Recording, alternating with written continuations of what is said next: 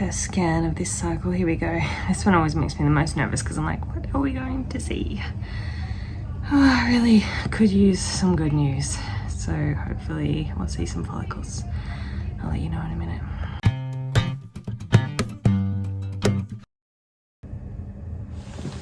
Open, shut them, open, shut them. That's what IVF is. Open, shut them, open, shut them. I don't know what the rest of the song is. That was disappointing. I actually felt quite emotional because that was not, this looks worse and worse every month. And I'm just not, these medications just don't work for me and I can't get the medications that I need. There's like 2 dominant follicles and then like, I don't know, 4 small ones, but my right ovary can't even see it because of my bowel. But I'm just so exhausted and it's just not getting better. It's getting worse every month. I don't know what to do.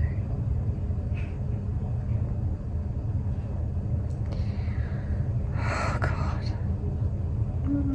Apparently then the lady who did my scan said that the drug that I need is going to be available soon, so and actually the one that I'm on now is going to stop shipping soon, so it's so much more than we should have to deal with caring about which medications can be accessed and which ones can't.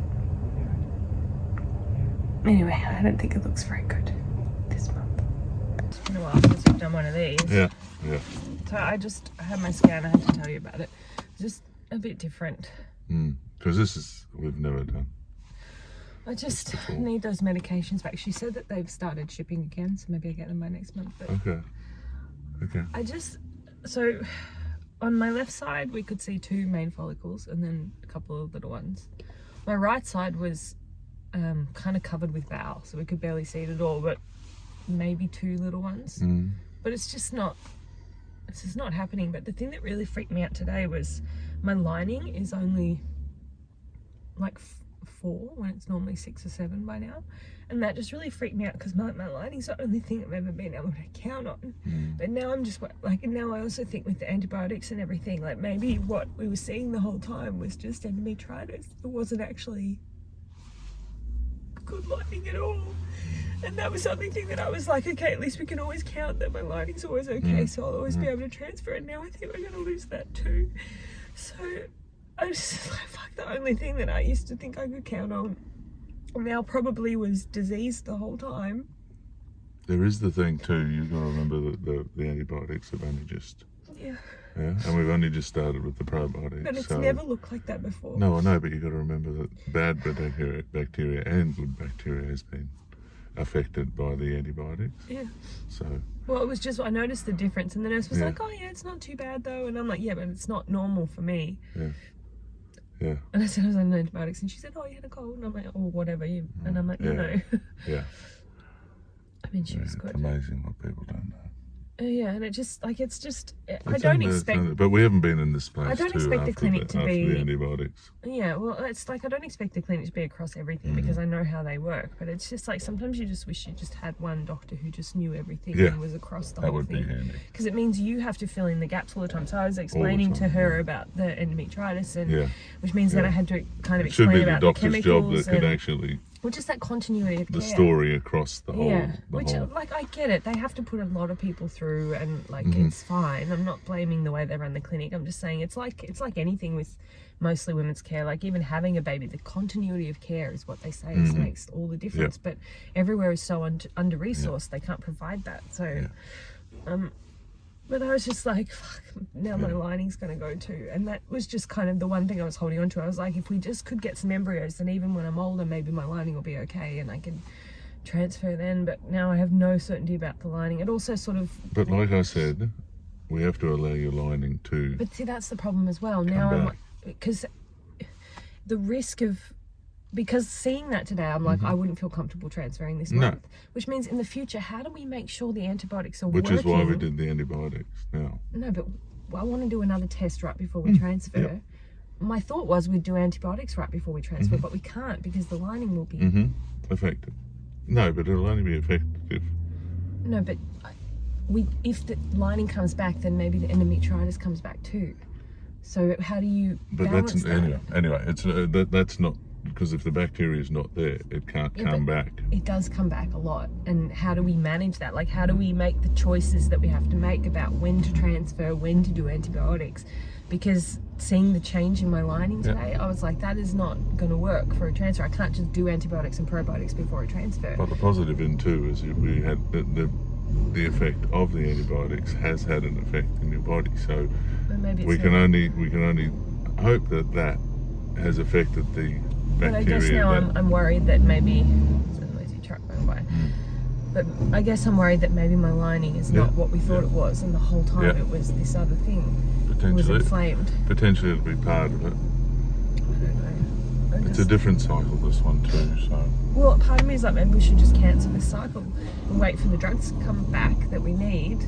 But then I'm like, there's no guarantee. Like, it's just crazy that like 3 months ago I was getting like 9 eggs. Yeah. And now this month I've got 2 follicles. Like, should we cancel this month? Or we just have to keep going. But it feels like torture. Yeah. It's a noisy truck. It is a noisy truck. It's lucky that it's right next to us. It's just so hard when the things that you were certain about. I was certain I had a good lining and that I could have a good pregnancy after Addie, and now I just don't know. Yeah. Because now my whole lining is coming to question. I've lost more pregnancies than I've kept. So now I don't have a lot of faith in what my body can do anymore. Well, we can only see what happens next month as well. Is a response. I'm really nervous about, like, if we do the mRNA test now and then we leave it, like, how we have any certainty going into a transfer that everything's okay in there? It's pretty much like everything in infertility, isn't it? Yeah. There's no certainty at all. But we're literally doing our best. But you have to make God-like decisions, and we've made some wrong ones recently that I just don't know if I can make decisions. Under advice, yeah. The doctors leave it up to you because they don't really know. Like, they're only doing the best they can with the knowledge they have, which isn't enough. And it's nature anyway that a whole bunch of embryos is not going to make it. Yeah. But when you only have a limited number, you can't make mistakes. Yeah. And I just feel like we keep making mistakes. Yeah. I don't know what to do.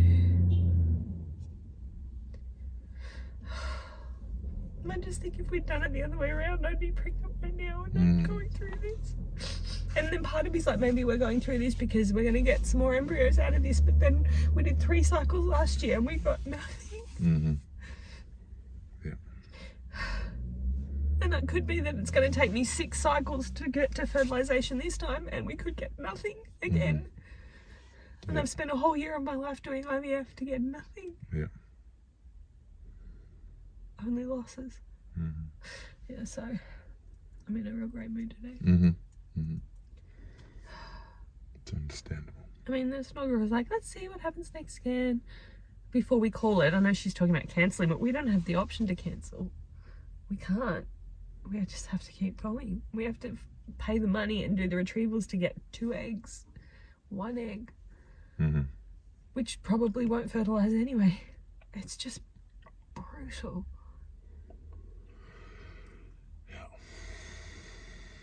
I just find it so hard in all the IVF groups online. It's always the women saying, oh, I got 47 eggs and 28 of them fertilized. It's never the ones like us who, yay, we got a couple of eggs. Part of me just thinks if I had the right medication, this would work. Like the fact that we have to deal with medication supply issues. The Cinerol's about to run out as well, apparently. Well, it hasn't really done. It hasn't worked anyway, but like the fact that I have to care about that on top of all this is just ridiculous. Yeah. Anyway, we're late. We should go. Life goes on.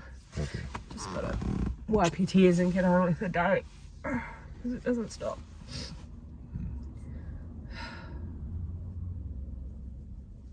I'm finished. You're finished. I'm very snotty.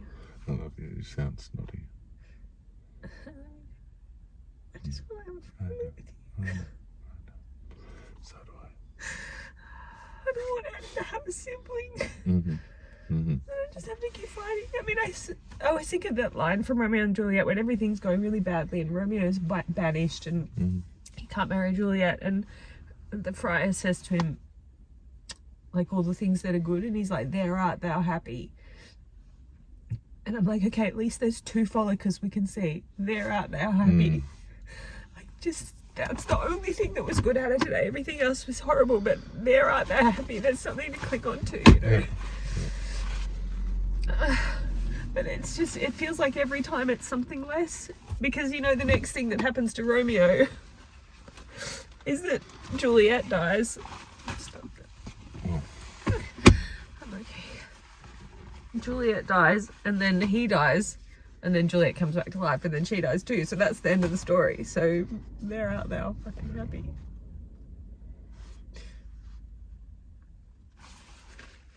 And the whole point of Romeo and Juliet is that they were doomed from the start. Maybe we had to. Shakespeare's depressing. I haven't seen Romeo and Juliet, so... Yeah, well, I'm telling you, this is what it means. This is what it means. It's a story. Yeah.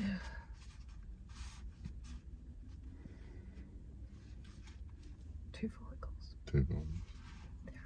And lots of bowel. All right, we gotta go.